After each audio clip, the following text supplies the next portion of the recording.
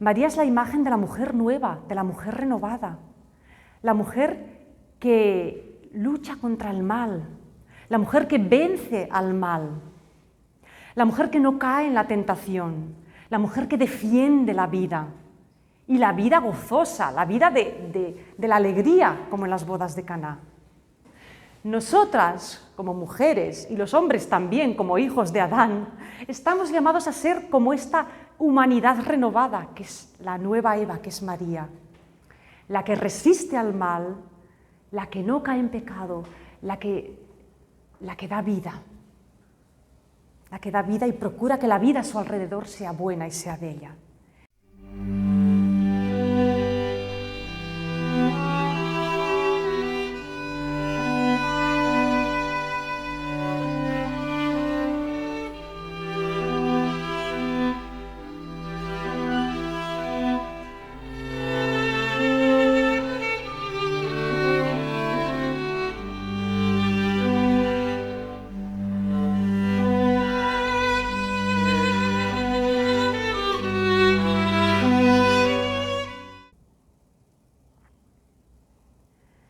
Ven, Espíritu Santo, cúbrenos con tu sombra amorosa y danos tu luz y lucidez para que sepamos ver las cosas con los ojos del Padre del cielo, con ojos de Dios. Así sea. María, María de Nazaret. ¿Y qué os puedo decir de María? ¿Cuántas cosas se han dicho de María? Yo creo que de todas las mujeres que han pisado esta tierra, de ninguna se han dicho tantas cosas. No hay mujer tan amada, tan venerada, de la que se ha hablado tanto. Oraciones, fiestas, libros, cánticos. Hay iglesias de María, de 1000 advocaciones de María, yo creo que en todos los países del mundo. ¿Cuántas cosas se han dicho de María? ¿Cuánto se reza a María? ¿Cuántas cosas sabemos de María y cuántas cosas la Iglesia nos explica de María? Pero qué curioso, nos vamos a los Evangelios, a la Biblia, y qué poquito se dice de María. ¿De dónde sale todo esto que sabemos de María? ¿De dónde sale todo lo que creemos y decimos y enseñamos de María? ¿De dónde viene todo esto? Bueno, pues esta es la gran pregunta. Cuando los evangelios dicen tan poco, toda esta fe y esta tradición de devoción a María, ¿de dónde viene? La clase de hoy, os explico, está inspirada en el trabajo de un teólogo norteamericano, se llama Brant Pitre, que ha escrito un libro precioso sobre las raíces bíblicas de María. Y ha publicado una serie de audios y vídeos sobre el tema. Lástima que no están en español, están en inglés.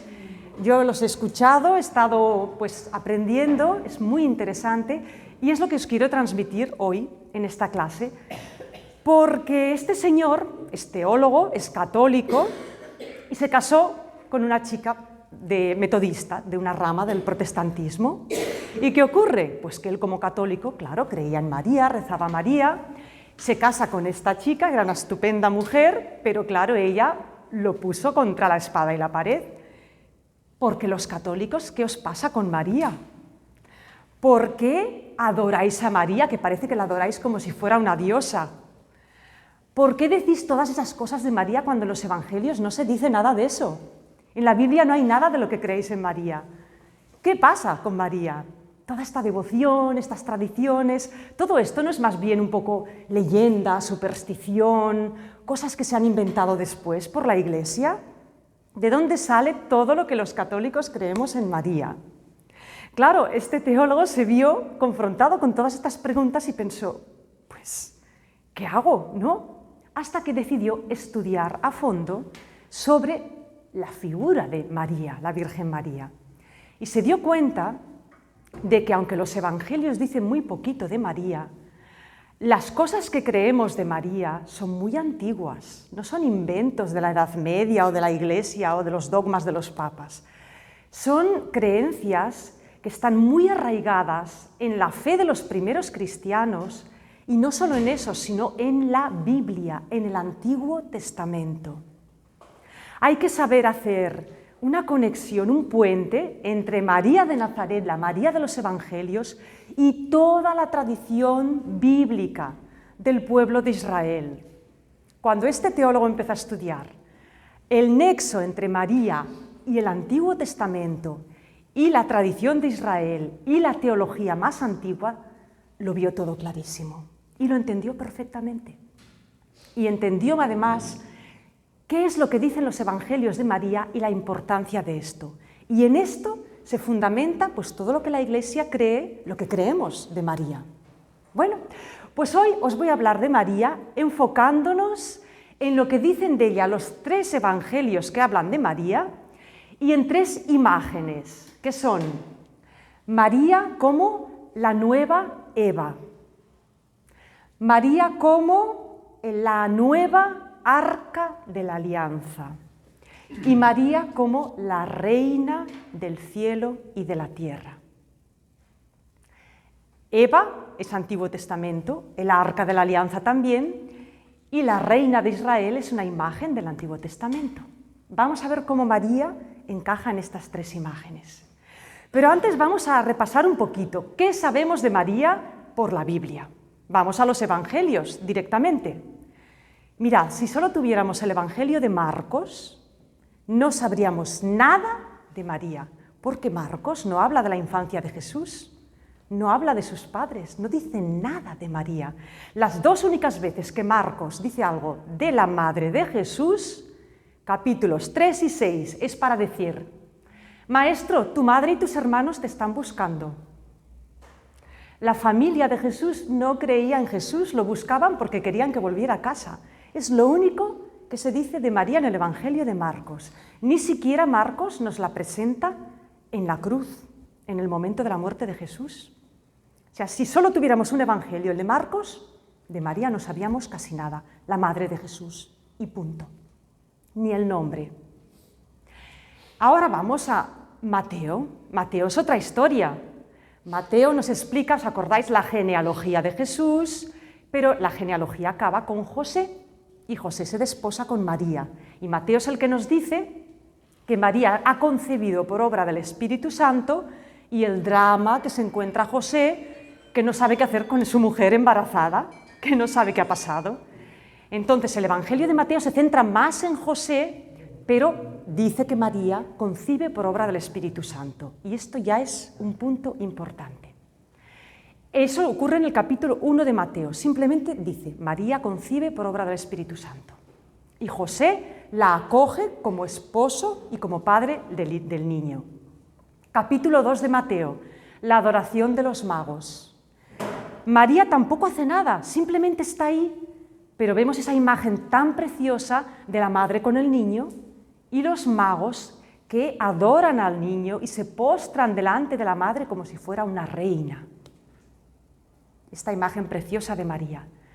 Y después de esto, el Evangelio de Mateo calla y María no vuelve a aparecer en todo el Evangelio. Pero Mateo ya nos ha dicho 2 cosas muy importantes. Una, que María concibe por obra del Espíritu Santo. Ese hijo es obra de Dios. Y María con su hijo es adorada como una... Adorado es el niño, ella no. Pero ella recibe los honores de una reina, como la madre del rey de Israel, que es adorado así por los magos. Bueno, si nos vamos al Evangelio de Lucas, la cosa cambia mucho. Claro, en Lucas, los Evangelios de la infancia, la gran protagonista aquí sí que es María. En el capítulo 1 de Lucas vemos a María rezando, la visita el ángel. María piensa, reflexiona, habla con el ángel, dialoga, le pregunta, ¿cómo será esto? Y luego dice, sí, hágase en mí. Vemos una María activa, receptora de una gran noticia. Y luego, ¿qué hace María? Una María que va de viaje, se va a la montaña, va a ver a su prima Isabel, está con ella un tiempo, regresa. Después, en el capítulo 2 de Lucas, el nacimiento de Jesús, vemos a María que da a luz, envuelve a su niño en pañales, y los pastores van a adorar al niño, y María, ¿qué hace? Guarda todas estas cosas en su corazón. Y seguimos adelante. Al cabo de 8 días circuncidan al niño. Al cabo de 40 días, María ha sido purificada y va al templo con José y con el niño. Y en el templo pues se encuentran con Simeón y Ana. Y María recibe una profecía del anciano Simeón. Una profecía sobre el niño y una profecía tremenda sobre ella. 7 espadas se atravesarán el corazón de dolor. Y María la encontramos otra vez en Lucas más adelante, cuando al cabo de 12 años van a Jerusalén por la Pascua, Jesús se queda en el templo y María y José angustiosamente buscan a su hijo. ¿Y qué hace María cuando encuentran a Jesús? Le echa una bronca. Hijo mío, ¿por qué nos haces esto? Así que vemos que en Lucas ya tenemos una María más protagonista, más activa, más un personaje con cuerpo y alma, con carácter, con nombre además. María. Bueno, pero después de estos episodios de la infancia, ¡ay! María desaparece del Evangelio, ya no aparece más en Lucas, ni siquiera al pie de la cruz. Lucas nos dice que al pie de la cruz estaban María Magdalena, que había otras mujeres, pero no habla de la madre. Pero Lucas, como Jesús ha preguntado antes, Lucas continúa su historia en los Hechos de los Apóstoles, que es el libro que estamos viendo este año. Bueno, pues en los Hechos María aparece 2 veces, bueno, 1 vez y media. En el primer capítulo se dice que la comunidad, los apóstoles y Santiago y todos los que estaban allí alrededor de los creyentes, se reunían con María, la madre de Jesús, a orar. O sea, María estaba en esta primera comunidad de creyentes. Y cuando viene el Espíritu Santo en Pentecostés, Hechos 2, pues se dice que estaban todos reunidos en un lugar. Se supone que entre esos todos estaba también María. Pero ya nada más. Curiosamente, María, que tiene tanto protagonismo en el Evangelio de la infancia de Lucas, en los Hechos ya aparece puntualmente y no se dice nada más de ella. ¡Qué discreción la de María! No se habla más. Pero bueno, ya tenemos que Lucas nos ha dado una imagen más viva, más concreta de María. Y nos vamos al Evangelio de Juan. Juan no dice nada de la infancia de Jesús, ni de su nacimiento, ni de reyes, ni de pastores, ni de nada. Juan empieza con Jesús adulto. Pero María, en el Evangelio de Juan, aparecen 2 momentos clave. Al principio y al final de la vida pública de Jesús. Al principio, capítulo 2 de Juan, las bodas de Caná. ¿Y qué hace María en las bodas de Caná? Está allí a todas, alerta. Está atenta a lo que pasa, ve que se quedan sin vino, va a ver a su hijo, hijo, no tienen vino. Ay, mujer, ¿y a ti, a mí qué? Entonces María va a los criados, ¿recordáis la escena? O sea, es una María activa, atenta a las necesidades de los demás. Y una María, además, que provoca que su hijo haga un milagro. Esta María empuja a su hijo. Su hijo le dice, no ha llegado mi hora. Y María dice, pues te voy a adelantar la hora. Este episodio de Juan, que habla de María, es muy importante. Y dentro de un ratito vais a ver más. Bueno, después de esto, María vuelve a desaparecer de la escena. Y todo lo que Juan nos dice de la familia de Jesús es que los hermanos de Jesús y sus parientes no creían en él. ¿Cómo debía vivir María todos estos años de vida pública de Jesús? La familia no cree en él, en Nazaret lo rechazan, las multitudes lo siguen. ¿Cuántas cosas debía guardarse María en el corazón? ¿Cómo debía vivir ella todo esto? No lo sabemos. Pero en el Evangelio de Juan, María vuelve a aparecer. ¿Cuándo? ¿Lo recordáis? Juan es el único que dice que al pie de la cruz estaba la madre de Jesús. Capítulo 19 de Juan, creo que es 19:25. ¿Y qué hace Jesús? Están ahí María y el discípulo amado de Jesús. Y Jesús se dirige a su madre. ¿Y qué le dice? Mujer, ahí tienes a tu hijo. Y a Juan, al discípulo amado, ahí tienes a tu madre. Está convirtiendo a María en la madre. ¿En la madre de quién? ¿En la madre del Señor? ¿En la madre de Jesús? En la madre de todos. La madre de toda la Iglesia, la madre de toda la humanidad. en esos dos momentos tan importantes, María en Caná, en las bodas, María al pie de la cruz, en la muerte, haciéndola madre de todos, aparece María en el Evangelio de Juan. Y son dos momentos cruciales que ahora lo vamos a ver, muy importantes. Pues esta es la María que tenemos en los Evangelios. Aparece poco, pero lo poco que aparece es importantísimo.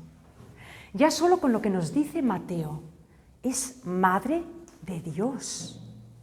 Concibe por obra del Espíritu. ¿Os dais cuenta? Esto es tremendo. Que una mujer como cualquiera de nosotras sea la madre de Dios. Esto es enorme. Mirad, la principal creencia de la Iglesia de María, la principal advocación, la primera de todas, es Madre de Dios. Y de ahí viene todo lo que creemos de María, porque eso tiene unas consecuencias enormes. ¿Cómo puede ser una mujer que sea Madre de Dios? ¿Cómo ha de ser una mujer para ser Madre de Dios? Ha de ser increíble. Ha de ser un templo del Espíritu Santo, pero perfecto. Bueno, pues ahora vamos a ver cómo estas imágenes de María, estos momentos que María aparece en los Evangelios, enlazan con toda la tradición del Antiguo Testamento. Y vamos a ver a María como la nueva Eva. He dibujado aquí el árbol de la vida, que representa pues la maternidad, la vida, porque Eva es la madre de los vivientes. ¿Cómo es que María es la nueva Eva? Esto de María, la nueva Eva, lo vamos a ver en las imágenes del Evangelio de Juan. Y vamos a repasar un poco qué pasa con Eva. ¿Quién es Eva? Eva, lo sabemos por la Biblia, es la primera mujer creada por Dios.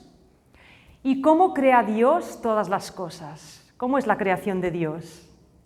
Lo vimos la clase pasada, la creación de Dios es buena.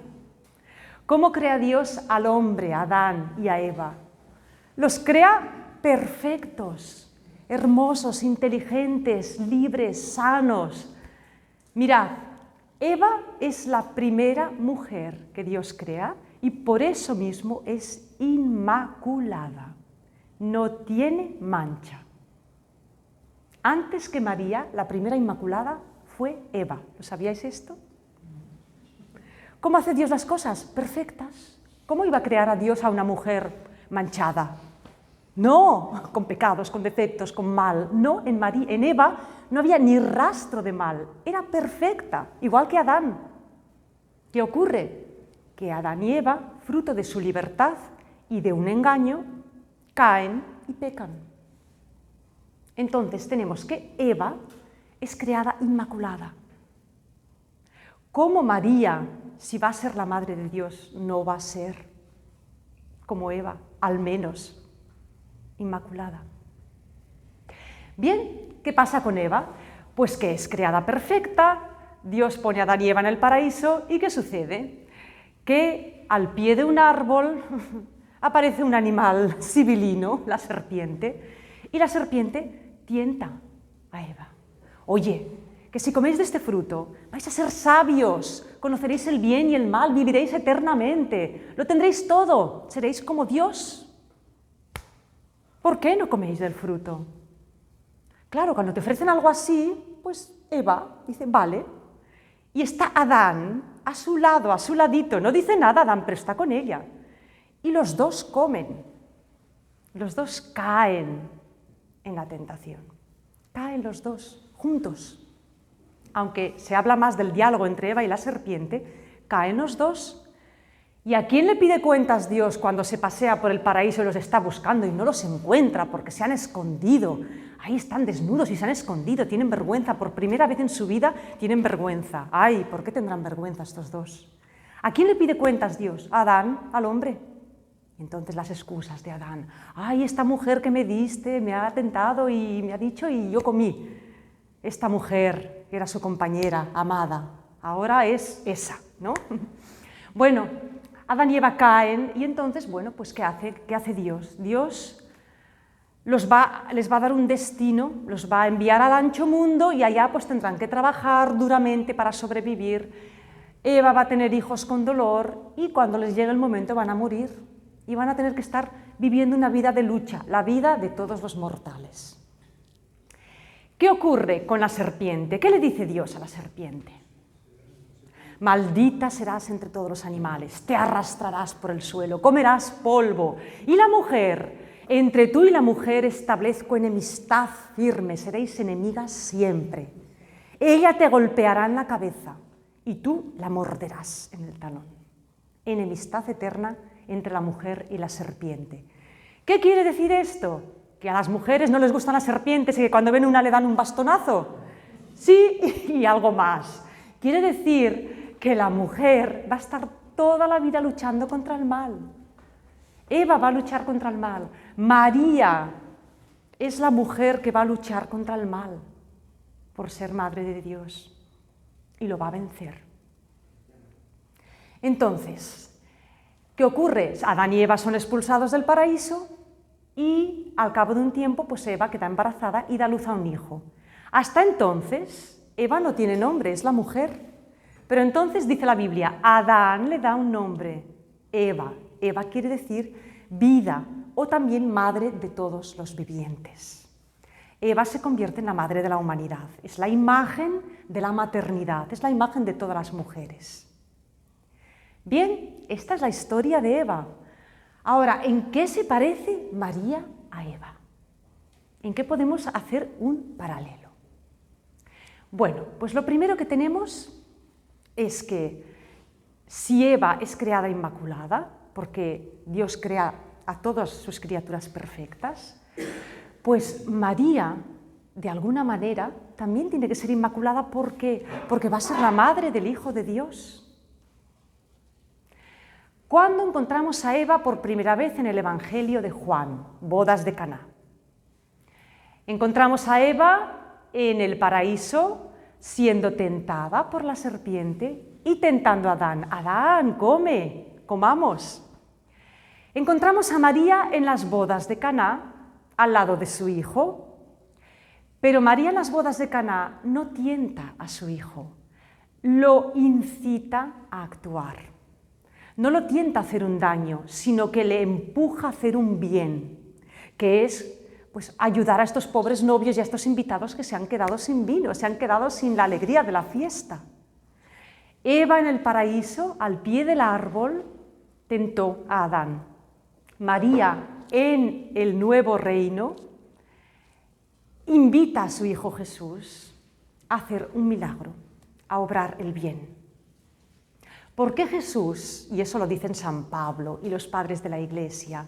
Jesús es el nuevo Adán, el hombre nuevo. El Adán antiguo pecó y dice la Biblia, pues por el pecado entró la muerte y el mal en el mundo. Jesús, que nunca pecó, por él entró el perdón, la salvación y la vida eterna en el mundo. Así que si Jesús es el nuevo Adán, María es la nueva Eva. Y esta nueva Eva, en vez de tentar, invita, empuja, anima a hacer el bien, empuja a la salvación de Jesús.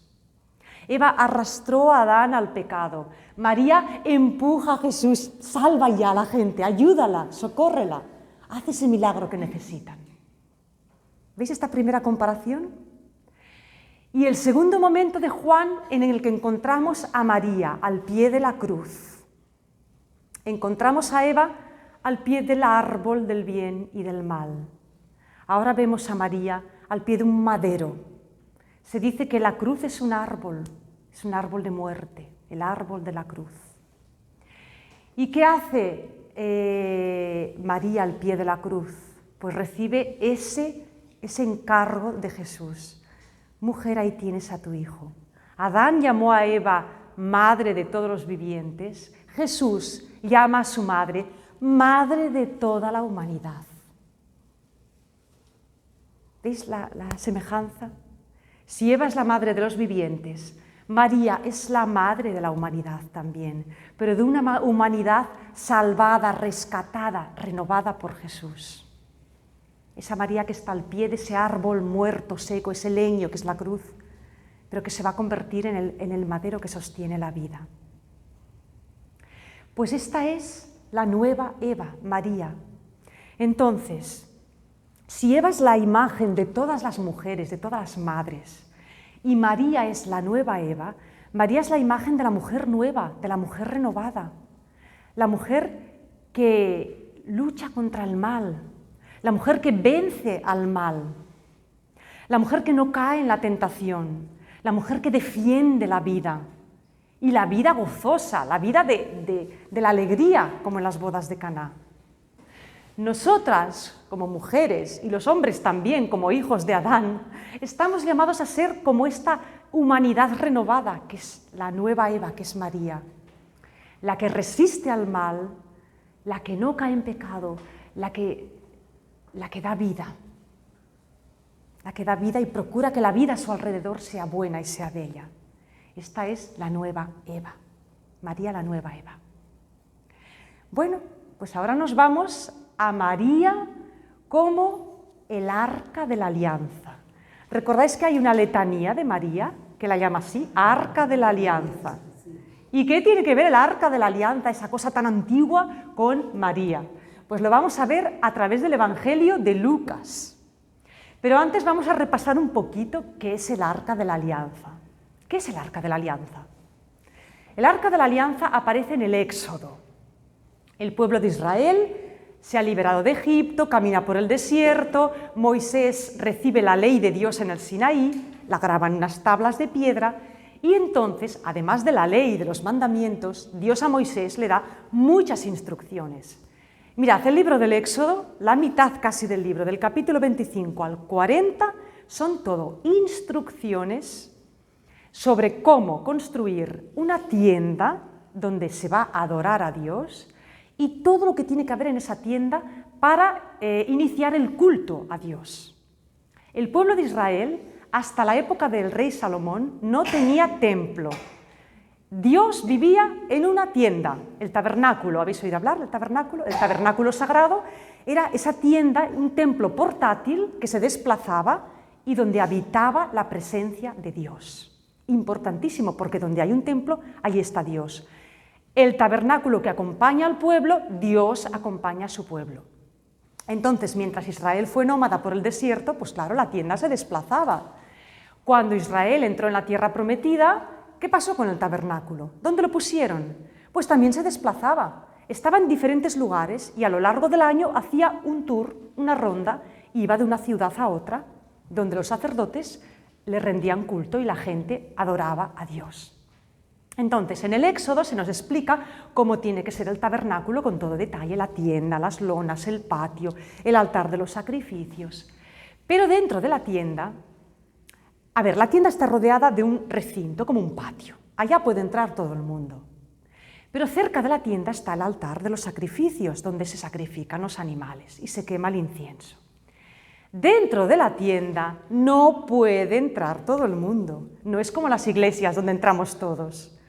En el tabernáculo solo podía entrar el sacerdote. Y en el tabernáculo estaba el arca de la alianza, el candelabro, la menorá, un altar para quemar incienso y una mesa donde se colocaban unos panes como ofrenda a Dios. Los panes, el incienso, el candelabro y el arca.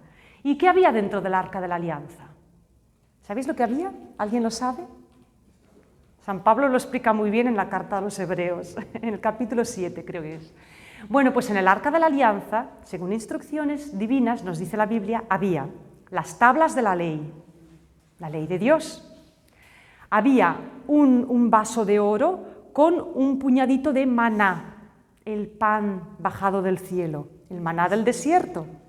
Y después había la vara del sacerdote Aarón, aquella vara con la que Aarón golpeaba la roca y aquella vara con la que hizo prodigios ante el faraón.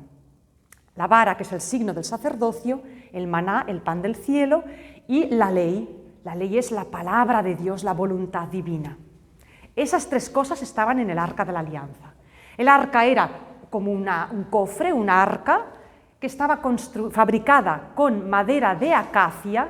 La madera de acacia es una madera que no se corrompe, no hay carcoma que se la pueda comer, es incorruptible, y forrada de oro puro. El oro es ese metal precioso que siempre se asociaba a Dios, a la divinidad. Por eso los magos adoraron a Jesús ofreciéndole oro. El oro es el mineral, el metal de Dios. Madera de acacia forrada en oro, los 3 objetos preciosos dentro, y en la tapa del arca, sobre la tapa, había esculpidos 2 querubines. Los querubines eran unos seres alados, que eran como guardianes protectores que protegían, cubrían el arca. Esta era el arca de la alianza, el arca sagrada. Para los judíos era el objeto más sagrado de todos porque para ellos representaba que Dios estaba allí, era la presencia de Dios. El arca tenía poder, nadie podía tocarla ni acercarse a ella, por eso la llevaban en unas angarillas con unas varas y cuidado, cuidado con los que se acercaban demasiado. Bien, pues el arca fue el objeto sagrado que se desplazaba con la tienda del tabernáculo durante mucho tiempo. Y era tan peligrosa el arca que hubo una época, en la época del profeta Samuel, que los israelitas se enfrentaron con los filisteos, hubo una guerra. Y los israelitas dijeron, para ganar la guerra nos llevamos el arca a la guerra, porque creían que si llevaban el arca ganarían, y perdieron la guerra, y los filisteos se apoderaron del arca. ¡Qué tragedia que el enemigo se apodere del arca de Dios! Pero ¿sabéis qué les pasó a los filisteos? Que se llevaron el arca a una ciudad, y en esa ciudad cundió la peste. La gente se moría, se ponía enferma, la llevaron a otro sitio, más peste, más muertos. Al final los filisteos no quisieron saber nada del arca y la devolvieron a los israelitas. Y un israelita atrevido que se atrevió a que quiso tocar el arca y que la tocó casi sin querer, ¡paf!, cayó fulminado. Era poderosa el arca, tenía un poder. Bueno, pues ¿qué pasó con el arca? Que era itinerante, hasta que el rey David se hace rey de todas las tribus, conquista Jerusalén, funda su capital en Jerusalén y dice, aquí tiene que estar el arca, en Jerusalén. Y quiere llevar el arca a Jerusalén. Y la va a buscar. El arca estaba en el campo de un señor que había ofrecido su finca para tener allí la tienda, el tabernáculo. Entonces David ordena que el arca se desplace a Jerusalén, y esto está en el libro de Samuel, en el segundo libro de Samuel. Os voy a dar la cita por si lo queréis buscar. Bueno, lo tendréis también en ese tríptico. Entonces, 2 Samuel 6. El arca llega a Jerusalén en medio de músicas, danzas, fiestas. Hasta el rey David se pone a bailar como un loco de alegría delante del arca. Bueno, pues el arca llega a la ciudad en medio de fiestas, danzas y mucho alborozo. Y David dice, Señor, quiero construirte un templo. Pero Dios le dice a David, no. Tú no me vas a construir un templo a mí. Yo soy el creador de todo el mundo y a mí me vas a hacer una casa, pero si yo te he colocado en el trono, tú no me vas a construir un templo. Y no lo construye David, deja el arca en una colina al lado de la ciudad, el monte Moria, y allí se queda el tabernáculo y el arca y allí se establece el culto, pero sin templo todavía. Será su hijo Salomón quien construya el gran templo de Jerusalén. Y esta vez Dios sí que se lo permite. Y lo bendice y promete que estará con su pueblo. ¿Pero qué pasa con este templo? Pues que a lo largo de los años de los reyes de Israel, en ese templo hubo de todo. Hubo muchos sacerdotes, mucho culto, muchos sacrificios, pero también hubo idolatría. Se metieron ídolos en el templo, se hicieron cosas que no. Y los profetas lo denunciaron una y otra vez. Al final, cuando llegaron los babilonios a conquistar Jerusalén, destruyen la ciudad, queman el templo, saquean todos los tesoros del templo. ¿Y qué pasa con el arca de la alianza? ¿Qué creéis que pasó? Desaparece. Y nunca más ha vuelto a aparecer. Por eso hay tanto mito y tanta leyenda en torno al arca de la alianza. ¿Qué se hizo del arca de la alianza? Bueno, los historiadores suponen se la llevaron con todos los tesoros a Babilonia y allá se quedó en Babilonia, o fundieron el oro y desaparece. El caso es que el arca desaparece. Cuando los judíos regresan de Babilonia años más tarde y construyen el segundo templo y restablecen el culto, pues vuelven a construir el patio, los sacrificios, los altares, todos los objetos sagrados. ¡Ay! Pero el arca no. El arca ya no está. Y en época de Jesús, cuando Herodes el Grande había hecho ampliar el templo con todo lujo y había pues un culto muy rico y muy muy fastuoso en el templo, ¿no? Pues bueno, estaba el patio, el santuario y dentro del santuario el santo de los santos, la zona más sagrada, que es donde se supone que tenía que estar el arca. Pues en ese pequeño santuario tan sagrado que solo podía entrar el sumo sacerdote, no había nada, estaba vacío, nada. Y lo sabían todos los judíos. ¿Qué se hizo del arca de la alianza? Pues no se sabe. Aunque hay un libro de la Biblia, el segundo libro de los Macabeos, 2 Macabeos, en el capítulo 2, si lo queréis buscar, es muy interesante. Pues en este libro se explica qué pasó con el arca. Cuando los babilonios conquistaron Jerusalén, nos dice Macabeos, el profeta, ¿qué profeta estaba en aquellas épocas en Jerusalén, sufriendo las invasiones y avisando a su pueblo? Jeremías. Pues Jeremías, dice el libro de los Macabeos, cogió el arca y con unos cuantos se la llevó. ¿A dónde? Se la llevó al monte Nebo. El monte Nebo es un monte que está al otro lado del Jordán, en lo que hoy es Jordania, que es el sitio donde se dice que Moisés contempló la tierra prometida y murió antes de poder entrar. El caso es que Jeremías se quedó solo con el arca, despidió a la gente y la escondió en una cueva, en una gruta del monte Nebo. Los discípulos de Jeremías, explica el libro de los Macabeos, volvieron a ver si encontraban el sitio y quisieron marcar el camino, pero no dieron con la cueva, no pudieron encontrar el arca. Y Jeremías los riñó y les dijo, nadie sabrá nada del arca, ni se sabrá dónde está, hasta el momento en que Dios se manifieste a su pueblo con toda su gloria, y entonces pues llegará el día de la salvación y todo el mundo verá resplandecer la gloria del Señor y se desvelarán todas las cosas que están ocultas. Esta profecía misteriosa, dijo Jeremías, y con esto el arca desaparece. No se sabe, misterio secreto, no podemos saber nada más. Lo que pasa es que la profecía llegó un momento en que se descubrieron muchas cosas. El arca no, pero Dios se manifestó. Cuando llegó Jesús, claro que se manifestó en su gloria. Claro que se desvelaron muchas cosas. Ahora el arca, pues es un objeto sagrado que ahí está. Ahora, pues el arca para el antiguo Israel, claro, era un objeto sagrado, era la casita, la morada de Dios, el lugar de la presencia de Dios. El arca contenía la presencia divina. Y en el capítulo 40 del Éxodo, al final de todo del Éxodo, en las últimas frases se nos explica que cuando los israelitas construyeron el tabernáculo, todo como Dios quería, y colocaron el arca dentro y todo lo tuvieron a punto, entonces la gloria de Dios descendió sobre el tabernáculo en forma de una nube luminosa y llena de luz y de maravilla, ¿no? El cabot, la gloria de Dios, desciende y lo cubre todo. Y cuando queman los sacerdotes incienso es una forma de imitar esa nube que cubre la gloria de Dios. Bueno, el arca como morada de Dios, lugar de la presencia de Dios, lugar santo, santísimo. Bueno, pues tiene sentido comparar a María con el arca de la alianza, porque ¿quién lleva a Dios dentro de sí? En su seno. María lleva la palabra de Dios, que es Jesús, en su seno. El maná, el pan del cielo. ¿Qué dijo Jesús a sus discípulos? Yo soy el pan bajado del cielo. ¿Quién lleva dentro el maná del cielo? María. Y la vara del sacerdocio. ¿Quién es el sacerdote definitivo, el que reconcilia a la humanidad con Dios? Jesús.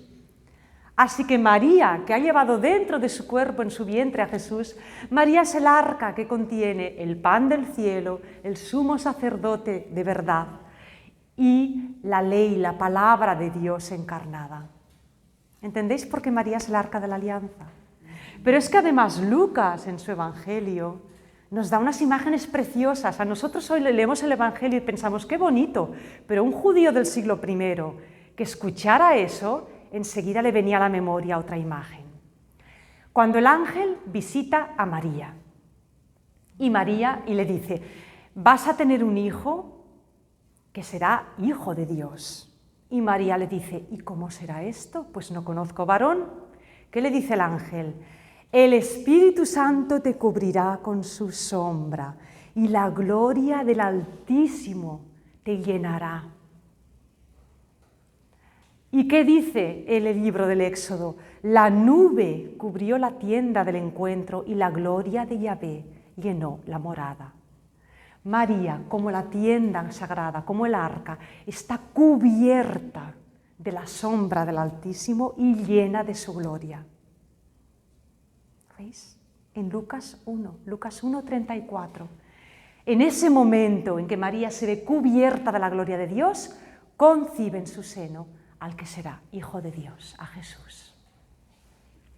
Seguimos con el arca. Esta es la primera imagen del arca, María como arca. Inmediatamente después de la Anunciación, ¿qué hace María? Se pone en camino, como el arca, se pone en camino ¿a dónde? Hacia Jerusalén, hacia la montaña. ¿Dónde vive Isabel? En un pueblecito de la montaña al lado de Jerusalén.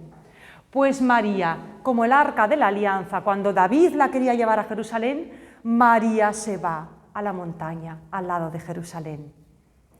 ¿Y qué ocurre? Cuando el arca llega a Jerusalén, David y todo el mundo la reciben con músicas y danzas. ¿Cómo recibe Isabel a su prima María? ¡Ah! Gritando y cantando de alegría, sale corriendo a recibirla. ¿Y qué hace el pequeño niño Juan en el vientre de Isabel? Salta de gozo. El niño salta de gozo, como saltaba el rey David delante del arca de la alianza. Juan salta de gozo porque está llegando su Señor, escondido en esa arca preciosa que es María. ¿Veis la similitud? El arca llena de alegría cuando se acerca. Y seguimos adelante. Dice el evangelista Lucas, María estuvo en casa de Isabel, ¿cuánto? 3 meses. Y después volvió a su casa. ¿Por qué dice esto Lucas? ¿3 meses? ¿Porque a los 3 meses ya se cumplía y le tocaba a Isabel dar a luz? Puede ser. Pero no dice porque Isabel, no dice que se quedó hasta que Isabel dio a luz. Dice se quedó 3 meses. Bueno, pues si nos vamos al libro de Samuel, después de explicar que el arca llega a Jerusalén y que David le quiere hacer el templo al Señor y Dios le dice, no, tú no me haces el templo, bueno, pues antes de que David le encuentre un lugar definitivo para instalar el arca, dice, el arca permaneció 3 meses en casa de un señor que ofreció su campo antes de que subieran el arca a la ciudad. El arca permaneció 3 meses. María permanece 3 meses en casa de Isabel. Para un judío que se sabía la Biblia de memoria, que Lucas le explicara que María permaneció 3 meses, ay, como el arca de la alianza. 3 meses antes de llegar a su lugar. ¿Y qué más? Pues ya nos salimos del Evangelio de Lucas, pero nos vamos a ir a otro libro de la Biblia, el último de todos, que nos da unas imágenes preciosas de María, el Apocalipsis. En el Apocalipsis capítulo 12 tenemos esa imagen tan conocida. Apareció una mujer vestida de sol, con una corona de 12 estrellas, la luna bajo sus pies. ¿Y qué hace esta mujer? Pues aparece un dragón, que es la malvada serpiente, y la mujer pisa la cabeza del dragón. La mujer te pisará en el talón. Pues esta imagen es una imagen de María también. Es una imagen, María revestida de sol, de luz. ¿Qué es el sol? El sol en lenguaje bíblico es Dios, es una imagen de Dios. Y da a luz a Jesús. ¿Y qué nos dice el Apocalipsis? Pues que esta mujer vestida de sol estaba a punto de dar a luz y la serpiente estaba ahí, pendiente para devorar al niño en cuanto naciera. Pero la mujer fue rescatada, el niño fue salvado y la mujer se va al desierto. Es lo que le ocurre a María. María tiene un hijo, el rey Herodes lo quiere matar. ¿Y a dónde se va ella? Al desierto, a Egipto. Huye, es rescatada, es salvada. Y si seguimos más adelante, en el Apocalipsis hay una visión del cielo, de la gloria celestial. Y en el cielo pues hay un trono, está Dios Padre, está Jesús, están los ángeles, los santos. Pero ¿qué hay en el cielo? Dice el Apocalipsis en el capítulo 11. aparece el arca de la alianza. No hay que buscarla en el monte y en una cueva, y está en el cielo el arca de la alianza. La verdadera arca para todo israelita está en el cielo. Y lo que hay en la tierra es una imagen de lo que hay en el cielo. El arca está en el cielo. Bueno, ¿y qué ocurre con María cuando muere? Pues que María sube al cielo en cuerpo y alma. María es asunta al cielo, es subida al cielo, no su alma y su cuerpo se muere, no, enterita ella sube al cielo. Su cuerpo, el cuerpo de María, no experimenta la corrupción, no experimenta la muerte, no se deshace, va al cielo directa. ¿Y cómo era el arca de la alianza? De madera de acacia, incorruptible. La nueva arca de la alianza, María, no conoce la muerte ni la corrupción, directa al cielo en cuerpo y alma. Pues de ahí viene el arca de la alianza. Cuando llamamos a María arca de la alianza, es el arca preciosa de Dios, la presencia de Dios. Qué bonito pensar que cuando rezamos a María, cuando nos acercamos a ella, nos estamos acercando a Dios. Es el mejor sagrario, la mejor arca. Bueno, el camino. Exacto. Pues nos vamos a María como reina del cielo. María reina, una muchachita de Nazaret, reina del cielo y de la tierra. ¿De dónde viene todo esto? Bueno, pues vamos a ver quién es la reina en la Biblia, en el Antiguo Testamento, y qué papel tiene María en el Evangelio y hoy, ahora, a día de hoy, porque María está viva y sigue actuando. Bueno, en el Antiguo Testamento, en la Biblia, ¿quién era la reina? El rey de Israel, ya sabemos quién era. Primero fue David y luego fueron todos los hijos, los descendientes de David. ¿Quién era la reina en el reino de Israel? ¿Quién era la reina? El rey es el descendiente de David, el hijo del rey. La reina del sur. No, la reina del sur es una reina de otro país que viene a ver a Salomón. ¿Quién es la reina en Israel? ¿Quién es la reina? Podríamos pensar, la esposa del rey, pero es que los reyes de Israel tenían muchas esposas. ¿Quién de ellas es la reina? En el antiguo Israel, la reina es la madre del rey. Es la madre. Por eso, si os fijáis en el libro de los reyes y en el libro de las crónicas, cuando se habla de los reyes de Israel, se dice tal rey, hijo de tal, y su madre era tal. Siempre se dice el nombre de la madre. El padre ya se sabe quién es, porque es el rey anterior, pero siempre se menciona el nombre de la madre. ¿Por qué? Porque era la reina madre, era la reina de Israel. Y esta reina era más que la madre del rey. Era un miembro del Consejo Real, era una mujer importante, la mujer más importante del reino. A la reina el rey la escuchaba y la gente la escuchaba. Y si alguien quería pedirle un favor muy especial al rey y no se atrevía, iba a la reina madre, y le pedía a la reina. Y la reina intercedía delante del rey y el rey normalmente la escuchaba. Era consejera, era intercesora, y además el rey se sentaba en su trono, pero al lado del trono del rey había otro trono y allí se sentaba la reina madre. Y cuando la reina madre entraba en el salón de trono, el rey se levantaba y se inclinaba ante ella. Esta era la reina madre. Y si lo queréis ver ilustrado en la Biblia, en el primer libro de los Reyes, aparece una escena entre el rey Salomón y su madre. Su madre era Betsabé, si recordáis, la que había sido esposa de Urías. Bueno, pues hay una escena en la que, ¿qué ocurre? Cuando Salomón sube al trono, había otros aspirantes al trono de Israel, otros hermanos de Salomón, hijos de David, pero de otras esposas. Entonces había uno de estos príncipes, que era Adonías, que le quiso pedir un favor a Salomón, a su hermano, y como no se atrevía, Adonías fue a ver a Betsabé, a la reina madre, y le pidió un favor. Betsabé fue a ver a su hijo y le dijo, escúchame, hijo, que te vengo a pedir algo, no me gires la cara. Y le dijo Salomón, se levanta, se inclina ante ella, madre, habla, que no te voy a girar la cara. Esta escena está, si queréis que os lo comente, está en el primer libro de los Reyes, en el primer capítulo, a partir del versículo 13. No, antes, al principio de todo, al principio del capítulo primero. Betsabé pidiendo a Salomón. Lo que pasa es que si luego leéis toda la historia, Salomón no le hizo caso a su madre, porque lo que le pedía Adonías era algo que no quiso acceder. ¿De acuerdo? Pero vemos cómo el rey trataba con sumo respeto a la reina madre y cómo la reina madre tenía esa autoridad y ese poder de interceder. Entonces, si decimos que Jesús es rey, pues ¿quién será la reina? Su madre María. María es reina. María es reina.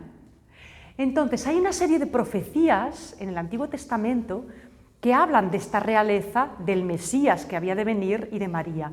Evidentemente, ni Jesús ni María eran de familia real, aunque sí eran descendientes de David, con lo cual por el linaje sí que tenían sangre real, pero ellos eran gente sencilla del pueblo, no eran reyes ni tenían poder político, ni económico, ni regio, ¿no? Pero hay una serie de profecías en el Antiguo Testamento que nos dan esta imagen de María que va a recoger el evangelista Mateo. Además Mateo lo dice muy claro en su evangelio. Mateo dice, cuando el ángel le dice a José, no temas recibir en tu casa a María, porque lo concebido en ella es del Espíritu Santo, dice, así se cumple la profecía del profeta, la Virgen concebirá y dará a luz a un hijo, y le pondrán por nombre Emmanuel. ¿De quién es esta profecía? De Isaías, el profeta Isaías. En Isaías capítulo 7, 14 dice, pues el Señor os va a dar un signo, la Virgen está encinta y da a luz un hijo, y le pondrá por nombre Emmanuel. Las palabras clavadas de Isaías las recoge Mateo. ¿A quién se refería Isaías? Esto os lo expliqué en su momento, cuando decía esta profecía, porque claro, Isaías 700 años antes de Cristo. Isaías no sabía todo lo que iba a pasar, pero le está diciendo, esta profecía de Isaías se la da al rey de Judá, que era el rey, creo que era el rey Ahaz. Sí, el rey Ahaz, antes de Ezequías. El rey Ahaz estaba sufriendo ataques de sus enemigos, estaba muy angustiado, y Isaías le dice, calma, tranquilo, no te alíes con unos y con otros, tú aguanta y resiste, porque Dios te va a proteger y va a proteger tu reino. No hagas maniobras políticas raras ni hagas la guerra con nadie. Y la señal que Dios te va a dar es esta, la Virgen está encinta, dará a luz a un hijo y le pondrás Emmanuel, que significa Dios con nosotros. ¿A qué virgen se refería y a qué hijo se refería? Claro, en aquella época el rey y todos los que estaban a su alrededor podían pensar que tal vez se refería a alguna de las esposas del rey y que este hijo que iba a nacer sería el hijo del rey y que el rey tuviera un hijo pues era una señal de esperanza porque significaba que su linaje se iba a perpetuar y que no iba a ser conquistado por los enemigos. Es una explicación y en todo caso es una imagen de esperanza. Pero claro, Mateo la recoge y dice, esta virgen que va a concebir a un hijo es María y el hijo que va a concebir es Jesús. Y claro que va a ser el rey, pero un rey de otra manera. Su reino no va a ser el reino de Israel, sino el reino de Dios, mucho más grande. Luego hay otra profecía que también recoge Mateo, cuando dice que Jesús nació en Belén y los magos van a buscar al rey de Judá en Belén porque las profecías hablan de Belén. ¿Qué profecía es esta? Pues es una profecía del profeta Miqueas. Miqueas capítulo 5 dice así, y tú Belén Efratá, pequeña entre los clanes de Judá, de ti voy a sacar al que ha de gobernar Israel. Y Mateo recoge, y tú Belén tierra de Judá, le dicen los sabios a Herodes, no eres la menor entre los clanes de Judá, porque de ti saldrá un caudillo que apacentará a mi pueblo Israel. Otra profecía que se refiere al futuro rey de Israel. Y después encontramos otra profecía en Samuel, en el libro de Samuel. ¿Recordáis cuando la madre de Samuel, Ana, que no podía tener hijos, era estéril, y fue a rezar al templo? donde estaba el sacerdote Elí, y fue a rezar al templo de Shiloh y rezó de esta manera: «Oh Yahvé Sebaot, si te dignas mirar la aflicción de tu sierva y te acuerdas de mí, si no te olvidas de mí y me das un hijo varón, yo lo entregaré a Yahvé por todos los días de su vida». Es decir, si me das un hijo, yo te lo entregaré. Y esta profecía enlaza con Lucas, cuando María canta el Magnificat. Dice: «El Señor ha mirado la pequeñez de su sierva, me ha llenado de gracia, me llamarán bendita todas las generaciones». Todas estas partes del Nuevo Testamento que hablan de María están teniendo su eco en el Antiguo Testamento. Bueno, pues estas son las tres grandes imágenes de María, Nueva Eva, Arca de la Alianza, Reina del Cielo, que enlazan, como vemos, con la tradición más genuina de Israel. Claro que lo que creemos de María es muy antiguo y muy sólido. Ahora nosotros podemos pensar, hoy, todo esto que nos dice María, nueva Eva, nueva mujer, lo que os he dicho, esta humanidad renovada, María, Arca de la Alianza y Reina del Cielo. Pues mirad, todas las mujeres estamos llamadas a imitar a María, a ser mujeres nuevas, salvadas, rescatadas. Hemos sido rescatadas por Jesús, somos bautizadas, somos mujeres del reino. Arca de la Alianza, cuando vamos a comulgar y recibimos en nosotras el pan del cielo, somos arcas de la alianza nuevas. Llevamos a Dios al mundo. ¿Llevamos a Dios al mundo? ¿De verdad? ¿Llevamos esa presencia divina, buena, al mundo? Y reinas, cuando el sacerdote nos bautiza a todos nosotros, ¿qué nos dice? Tú, niño, eres sacerdote, profeta y rey. Niña, eres sacerdotisa, profetisa y reina. ¿Qué quiere decir esto? Pues que somos hijos del rey, pues somos reyes y reinas. Estamos llamados a una realeza, no de poder ni de dominio, sino a la realeza de los hijos de Dios. Somos libres, somos santos, somos salvados, lo tenemos todo para tener una vida plena y para llevar a Dios a los demás. A esto nos enseña María. ¿Cómo lo hacemos? Imitémosla, veamos qué hace ella, es nuestra maestra, y con lo que nos dicen los evangelios de ella, meditándolo en el corazón, tenemos suficiente. Que así sea, queridos alumnos, reyes llenos de vida, llenos de Dios. Que paséis todos unas muy, muy buenas fiestas de Navidad. Nos veremos en esta clase ya después de fiestas, porque la semana que viene no tendremos clase.